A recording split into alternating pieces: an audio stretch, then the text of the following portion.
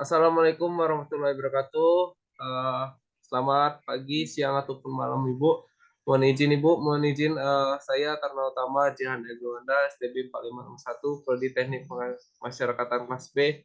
Mohon izin untuk melaksanakan wawancara kepada rekan petugas kemasyarakatan dari eh, kampung saya yaitu Curup. Rekan saya ini angkatan 21 dari Pegawai Negeri Sipil Petugas Masyarakatan.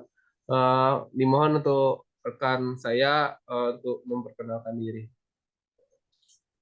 Terima kasih. Izin memperkenalkan diri, nama Anton Santoso, asal Curug Rejalembong, tempat kerja UPT Lapas kelas 2 Curug. Baiklah, saya akan langsung saja. Pertanyaannya mengenai yang pertama yaitu eh, eh, rekan Anton, apakah Anda mengetahui mengenai apa itu kode etik pemasyarakatan? Baiklah, saya akan mencoba menjawab. Menurut saya, kode etik pemasyarakatan itu adalah seperangkat pedoman ya yang di mana menuntun perilaku petugas. Intinya petugas itu harus jujur, profesional, menghormati HAM atau hak asasi manusia, tidak diskriminatif, menjaga privasi atau kerahasiaan, bertanggung jawab, dan berkomunikasi dengan baik agar memastikan pelayanan yang adil dan bermartabat kepada narapidana atau warga binaan pemasyarakatan. Lanjut pertanyaan kedua Lanjut, yaitu apakah saudara mengetahui apa saja etika dari pegawai pemasyarakatan? baiklah, dia menjawab apa yang dimaksud dengan etika pegawai pemasyarakatan. Menurut saya etika pegawai pemasyarakatan mencakup integritas, profesionalitas, menghormati asasi manusia, tidak diskriminasi, kerahasiaan, tanggung jawab, dan komunikasi yang efektif. Fungsinya adalah memastikan pelayanan yang adil, bermartabat, dan aman kepada narapidana atau warga binaan pemasyarakatan serta menjaga kredibilitas institusi pemasyarakatan. Baiklah, untuk pertanyaan selanjutnya yaitu apa pendapat Anda sebagai petugas kemasyarakatan mengenai petugas kemasyarakatan yang profesional? Menurut saya, izin menjawab, menurut saya petugas pemasyarakatan yang profesional itu adalah menjawab petugas pemasyarakatan profesional itu menurut saya adalah petugas yang dihormati karena integritas, karena kejujuran, dan dedikasi mereka dalam melaksanakan tugas. Mereka mengutamakan pelayanan yang adil, manusiawi, serta bertanggung jawab kepada narapidana atau warga binaan pemasyarakatan, serta menjaga keamanan dan ketertiban dalam institusi pemasyarakatan. Menurut saya itu. Oke, mungkin cukup sekian dari beberapa pertanyaan mengenai kode etik pemasyarakatan. Demikian wawancara yang telah kami lakukan.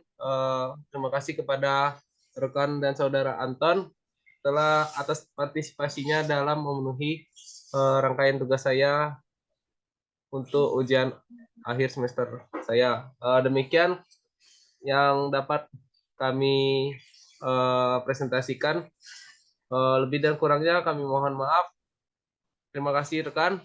Wassalamualaikum warahmatullahi wabarakatuh. Waalaikumsalam warahmatullahi wabarakatuh.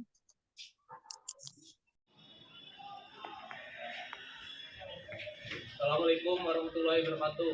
Izin Ibu, izin karena utama Jihan Egawanda STB 4561 Prodi Teknik Masyarakat kelas B.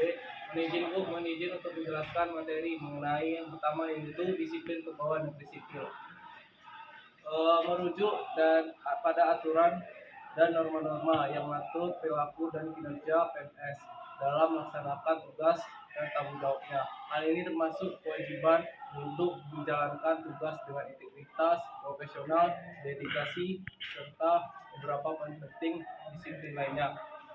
Yang meliputi yang pertama yaitu kode etik pemasyarakatan. Kode etik pemasyarakatan ini diharapkan untuk mematuhi kode etik yang ditetapkan oleh pemerintah dan instansi tempat mereka bekerja.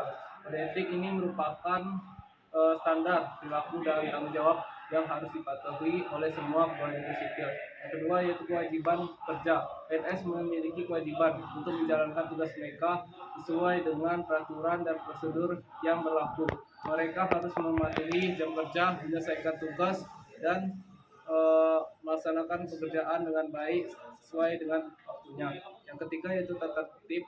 PNS diharapkan untuk mematuhi tata tertib yang ditetapkan oleh instansi tempat mereka bekerja. Ini termasuk peraturan terkait absensi, disiplin kerja, penggunaan fasilitas kantor, dan hal lainnya. Yang terakhir yaitu sanksi disiplin. Ini juga seorang PNS yang melanggar aturan ataupun melakukan tindak pidana akan dikenakan sanksi disiplin berupa teguran secara lisan, tertulis, hingga pemecatan. Sanksi ini bertujuan untuk mengingatkan dan menegakkan disiplin dan memastikan pegawai negeri sipil bekerja dengan baik dan benar, bertanggung jawab, sehingga membangun citra instansi-instansi pemerintahan menjadi lebih baik. Baiklah, akan dilanjutkan dengan materi yang selanjutnya.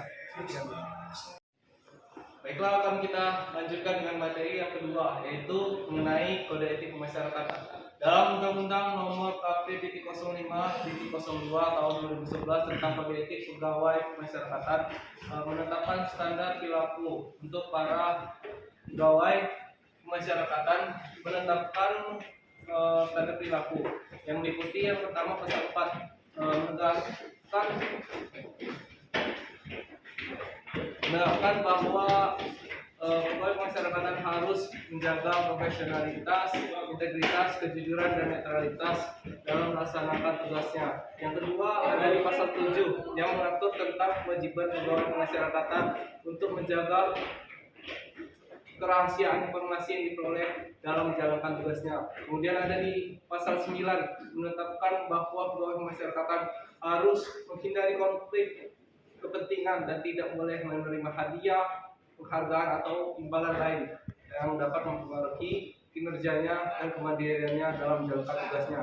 Ini beberapa poin yang akan saya lebih jabarkan lagi di poin selanjutnya. Yang pertama, dalam undang-undang ini dijelaskan yang pertama sikap etika, yang pertama yaitu profesionalisme. Pegawai pemasyarakatan diharapkan untuk melaksanakan tugasnya dengan tingkat keahlian yang tinggi, yang terus belajar dan melakukan pembelajaran dalam melaksanakan tugasnya melalui metode prosedur yang ditetapkan dan perilaku sesuai dengan standar etika profesi. Yang kedua itu integritas. Mereka diwajibkan untuk bertindak dengan jujur, adil, dan konsisten, serta menghindari segala bentuk perilaku yang merugikan integritas lembaga pemasyarakatan. Yang ketiga ini kerahasiaan. Pegawai pemasyarakatan harus menjaga kerahasiaan informasi yang mereka peroleh dalam menjalankan tugasnya, terutama informasi yang bersifat pribadi atau sensitif bagi narapidana dan lembaga pemasyarakatan. Yang keempat, netralitas. Mereka harus tetap netral dan tidak memihak narapidana, tidak membuat diskriminasi pada narapidana, bahkan keadilan yang sama rata, memenuhi hak kewajiban bagi narapidana itu sendiri. Yang kelima yaitu konflik kepentingan.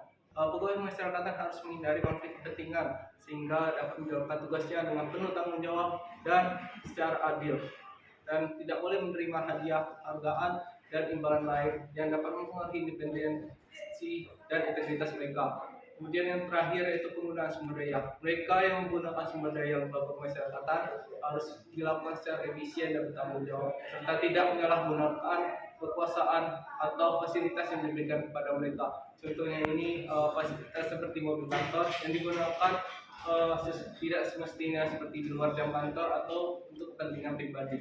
Ini beberapa poin yang diatur dalam kode etik pemasyarakatan dalam undang-undangnya. Keseluruhannya bertujuan untuk menjaga standar etika, integritas, dan profesionalisme para pegawai pemasyarakatan dan melaksanakan tugas mereka demi kepentingan yang lebih besar, yaitu pemulihan, rehabilitasi, reintegrasi narapidana, serta menjaga keamanan dan ketertiban di dalam lembaga pemasyarakatan, rumah tahanan, maupun instansi-instansi di UPT-UPT pemasyarakatan.